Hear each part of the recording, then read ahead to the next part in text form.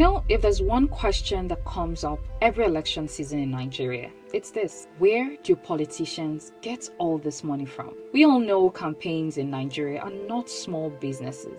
You see long convoys, branded buses, massive billboards in every corner, parties that look like concerts, and endless handouts. Sometimes you wonder, who is paying for all of this? Hello everyone, I'm Miberon Omoluju.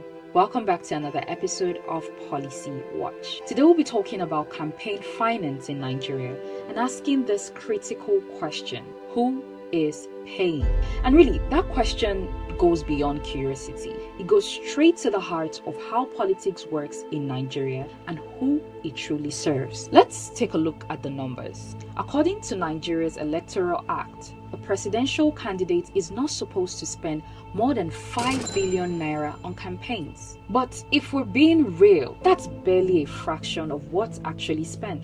Between hiring private jet, renting venues, mobilizing supporters, fueling convoys, and appreciating delegates, it's no secret that many politicians overshoot these limits by billions. So again, the question remains: where is this money coming from? Some say godfathers and powerful sponsors. Others point to public funds quietly siphoned for political activities. Sometimes it's big businesses hoping for contracts after the election. In short, it is rarely about ideology. It's about investment and return. So what does that mean for you and I?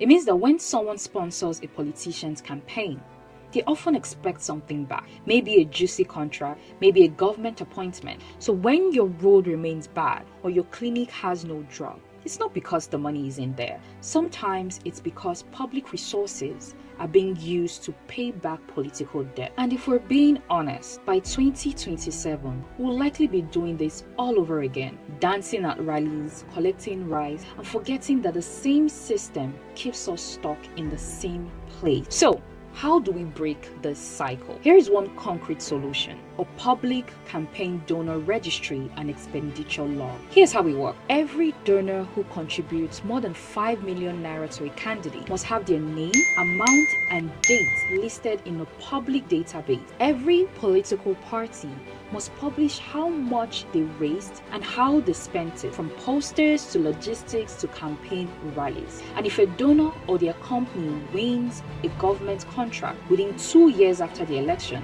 that contract should automatically be flagged and audited. Now, why does this matter? Because when you can see that Mr. X gave 50 million naira to candidate Y and Mr. X's company just won the road construction contract in your town, it becomes easier to connect the dot and demand answers. This kind of accountability will change how politics work, because politicians will start knowing that the people are watching, not just voting. In Kenya, for instance, the Independent Electoral and Boundaries Commission monitors spending caps and demands reports from parties. If we can digitize our banking and elections, we can definitely track campaign money too. We might be tired as a people, but let's not be quiet, because the more we talk about this, the closer we get to building a Nigeria where leaders are accountable, not to donors, but to the people who voted for them. I'm Miberon Omoluju, and this has been Policy Watch. Thank you for listening.